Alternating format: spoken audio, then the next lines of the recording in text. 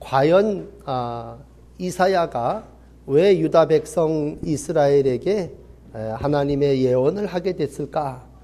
다시 한번 돌이켜보면서 유다의 죄와 유다를 향한 하나님의 사랑을 함께 나누기를 원합니다.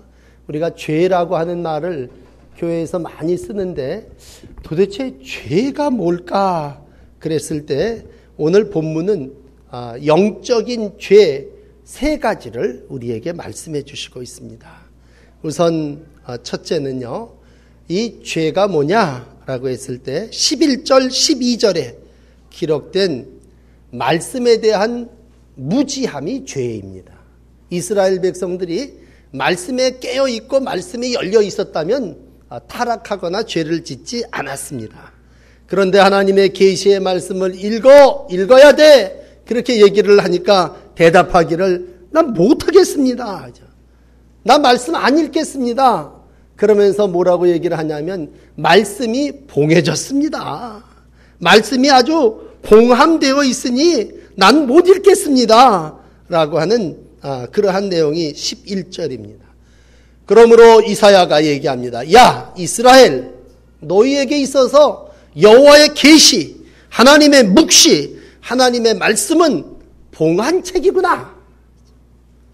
그걸 유식한 자에게 주며 야 이거 읽어봐라. 아유 그 봉해진 걸 어떻게 읽습니까? 또 어떤 사람에게는 책 읽을 줄 모르는 좀 무식한 자에게, 옛날 성경은 무식한 자라고 써 있는데 책을 읽지 모르는 자에게 야 너 한번 이거 읽어봐라. 나 글 모르는데요. 난 무식해갖고 하나님의 말씀이 뭔지를 몰라요. 지금 11절 12절에 유다의 죄는 말씀을 읽고 또 펼치지도 않고 듣지도 않았다는 얘기입니다. 여러분, 우리가 함께 신앙생활 합니다만 영적으로 깨어있다고 하는 얘기는 내가 늘 말씀을 읽고 그 말씀대로 살려고 하는 것인 줄 믿습니다. 그럼 뒤집어서 영적으로 무지하다라고 하는 건 뭐예요?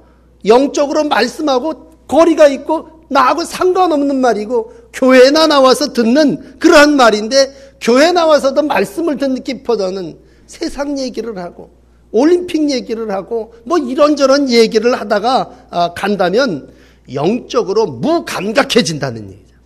그래서 첫째, 유다의 죄는 영적인 무관심인데 그건 바로 말씀에 대한 무감각입니다. 하나님의 말씀을 어떻게 해서든지 좀 알려고 그러고요, 깨달으려고 그러고 어떤 사람처럼 마차를 타고 가다가도 좀 읽어보려고 하고 이 말씀이 뭔 줄 몰라갖고 다른 사람이 와서 가르쳐주면 그게 정말 나에게 귀한 말씀인 줄 알고 세례받고 하나님의 자녀가 될 때에 하나님은 오늘 그를 하나님의 거룩한 백성으로 삼으십니다. 그런데 하나님의 백성임에도 불구하고 늘 말씀을 내 것으로 삼고 그 말씀대로 살아야 하는 유다인임에도 불구하고 오늘 이들에게 말씀은 뭐예요? 봉한 책이에요. 봉한 책. 죄송합니다만 한 주간 동안 여러분들이 말씀을 읽음에 말씀이 나에게 봉한 책이라면, 요즘은 교회도 가지고 오지도 않아요. 아주 자막으로 다 비춰주니까 그냥 일주일에 어떤 때는 털어가지고 그래도 주일날이라도 가지고 오는데 지금은 뭐 가져오지도 않으니까 교회 와서 이렇게 비추고 읽으면 뭐예요? 몇 날을 지내다 보면 내가 점점 읽지도 않죠. 보지도 않죠. 그러니까 시인하지도 않게 되는 거고 점점 말씀을 읽자고 할 때에도 읽지 않는 봉한 책이 되어버린다고 하는 거예요. 여러분, 말씀에서 우리 하나님께서 우리에게 주시는 계시도 있고 말씀이 그대로 묵시라는 옛날 말로 다시 요즘 애들 말로 번역을 하면 비전일 텐데 거기에 우리의 어떤 길도 있고 거기에서 우리가 가야 할 꿈도 발견할 수 있고, 그런데 유다의 죄는 바로 이 말씀을 봉해 놓은, 그래서 이런저런 이유로 하나님의 말씀을 읽지 않는 것이 그들의 죄라고 하는 것입니다. 자, 나는 어떠냐라고 하는 이 말씀 앞에 다시 한번 깨어있고 성경이, 하나님의 말씀이 여러분들에게 열린 책이요, 여러분들의 심령과 골수를 쪼개는 하나님의 귀한 책과 말씀이 되시기를 축복합니다. 우리가 말씀대로 살면 어떤 죄를 지어도 이길 수 있잖아요. 우리가 베드로를 알지만 베드로가 분명히 예수님께서 말씀하셨어요. 그런데 죄 졌어요. 그렇지만 베드로가 다시 하나님의 일꾼이 될 수 있었던 것은 말씀이 생각나서 통곡하고 회개함으로 주님의 은총을 입게 된 줄을 믿습니다. 만약 그냥 곁등으로 듣고 봉한 말씀으로 예수가 너 다 굴기 전에 3번 나를 부인할 거야. 그래도 봉해놓고 그 말씀이 깨닫지지 않고 생각나지 않았다면 3번 부인하고도 뭐예요? 눈물을 흘릴 일도 없고 회개할 일도 없고 부인할 일도 없는 거죠. 오늘도 여호와의 책이 여러분들에게 열려진 책이요 여호와의 말씀이 살아 역사하시는 귀한 말씀이 되시기를 축복합니다. 두 번째, 이스라엘 백성의 죄가 전체 66권 이사야를 읽으며 성경 66권에 기록한 그대로 드려졌다면 이스라엘 백성들은 여러분들 말씀드립니다만 절대로 불신자가 아니에요. 불신자가 성경하고 상관없죠. 이스라엘 백성은 하나님의 백성이에요. 그러므로 이스라엘 백성들은요, 오늘 우리와 같이 예배드려요. 제사를 드린단 말이에요. 13절에 와서 13절, 14절 말씀드리면 주께서 이 백성에게 이 백성이 뭐예요? 입으로는 나를 가까이 해. 또 뭐예요? 입술로는 나를 존경해. 몸으로는 지금 제사를 드리고요. 입으로는 찬송을 하고 그런데 중요한 건 이스라엘의 죄가 뭐예요? 마음이 하나님에게서 떠나갔어요. 그 마음이 내게서 멀리 떠났나니 그들이 나를 경외함은 사람의 계명으로 가르침을 받았을 뿐이니라. 그러면 우리 주님은 오늘 중심을 원하시는 분인데 신령과 진정으로 예배하는 자를 찾으시는데 오늘 유다 백성들의 죄는 뭐예요? 신령, 진정, 가슴, 마음 중심의 예배가 아니라 입과 입술로 드리는 예배예요.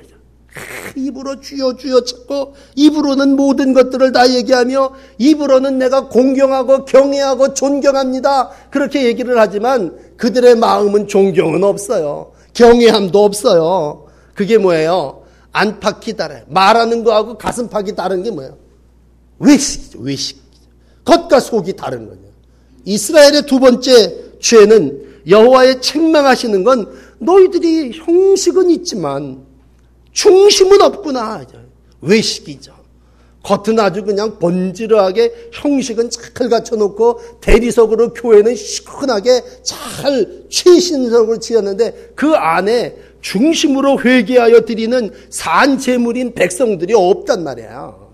유다의 죄가 오늘 기도는 하고 예배는 드리지만 그 중심이 하나님 앞에 그 마음은 내게서 멀리 떠났다. 이거 참 심각한 얘기예요. 마음이 내게서 멀리 떠났다. 그죠? 마음이 떠났다는 얘기는요. 하나님을 겉은 예배하고 겉은 같이 몸뚱아리는 있지만 오늘 하나님이 원하시는 진실한 심령이 없다고 하는 거죠.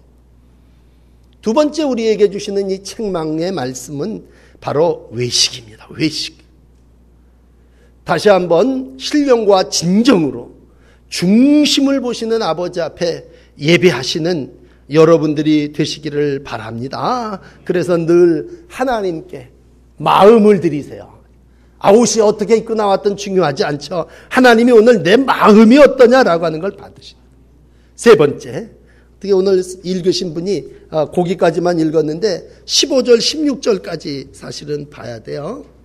세 번째 이스라엘에게 유다를 책망하실 때 하나님이 이 15절은 우리가 같이 읽으라고 남겨놓은 것 같아요. 유다의 죄, 세 번째, 자기의 계획을 여호와께 깊이 숨기려 하는 자들은 화 있을진저 너희의 패역함이 심하다. 야, 어떻게 하나님께 네 계획을 숨기냐? 자기의 계획을 여호와께 깊이 숨기려고 하는 자들이여 화 있을진저. 요건 조금 이제 주석을 해드려야 될 것 같은데 유다가 살고 있는 이스라엘이 살고 있는 때에 우리 성도님들은 다 아시겠지만 아수르라고 하는 경제 대국 제일 강국이 쳐들어왔어요. 그러니까 아수르라고 하는 큰 나라가 쳐들어왔을 때 유다 백성들이 어떻게 해서든지 하나님 앞에 나가서 해결을 하고 하나님하고 의논을 하는 히스기야 왕 같은 그런 믿음의 사람이어야 하는데, 안타까운 건 뭐예요? 아수르라고 하는 큰 거용 같은 놈이 쳐들어오고 뺑뺑 둘러싸니까 이 사람들이, 유다 백성들이, 하나님을 믿는 자들이 어디로 쫄쫄쫄쫄 내려갔냐 하면 애굽으로 내려가 버린 거예요. 그리고는 자기의 계획을 누구하고 얘기하냐면 애굽하고 의논하는 거예요. 우리하고 동맹을 맺어서 저 아수르가 쳐들어오니 어서 저 아수르를 어떻게든지 좀 해결하고 막아내자. 은밀하게 정치를 한 거죠. 거래를 한 거죠. 그럼 하나님은 어디 계세요? 그 백성들의 아버지고 그 백성들의 우리 찬양한처럼 왕이신 하나님이 어려울 때 꼭 필요한 건데, 오늘 화 있을진저 그렇게 책망하신 건, 야, 그런 문제가 있으면 나하고 가지고 와서 의논을 해야지 너희의 계획을 여호와께 깊이 숨기느냐. 화 있을진저. 그러므로 여러분, 늘 왕 대신, 아버지 대신 주님하고, 주님 이건 어떡할까요? 이거는 어떨까요? 이런 경우는 어떻게 될까요? 기도하고 간구하고 교통하고 교제하고 이래야 되잖아요. 그런데 오늘 이스라엘 백성이 하나님과 하지 않고 누구하고? 애굽하고 했단 말이에요. 애굽은 세상이라고 그럽시다. 애굽은 재물이라고 그럽시다. 오늘도 아무도 모르게, 하나님도 모르게 애굽과 내통하고 애굽의 도움을 받으려고 하는 이들을 향해서 16절은 너희의 패역함이 심하도다. 아주 세게 말씀하셨죠. 야, 이 패역한 놈들아, 이 패리한 자식들아, 책망을 한다면 어떻게 너희들이 날 빼놓고 둘이 그 세상 것들하고 짝짝이 져가지고 모든 일들을 해결하려고 하느냐. 넌 누구냐? 넌 내가 만들지 않았느냐? 여러분 16절에 주석을 또 해야 돼.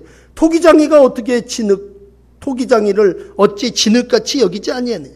지음받은 물건이 어떻게 자기를 지은 이에 대해서 이르기를 그가 나를 짓지 아니하였다 했으며, 빚음을 받은 물건이 자기를 빚은 이에게 대하여 그가 총명이 없다 하겠느냐? 아니, 다 만들어 놓고 잘 살라고 그랬더니 이건 하나님에게 돌아오지 아니하고 애굽에게 내려갔다면, 이걸 전체적으로 얘기한다면 우상숭배는 아닙니다만 반신이죠. 반신. 배교죠. 배교. 하나님 모르실 거야. 여러분, 하나님이 모르십니까? 자기의 계획을 여호와께 깊이 숨긴다고 꽁꽁 숨기고 첩자를 보내고 내통하고 스파이를 보내서 애굽하고 결탁을 한다고 하나님이 그걸 모르시냔 말이에요.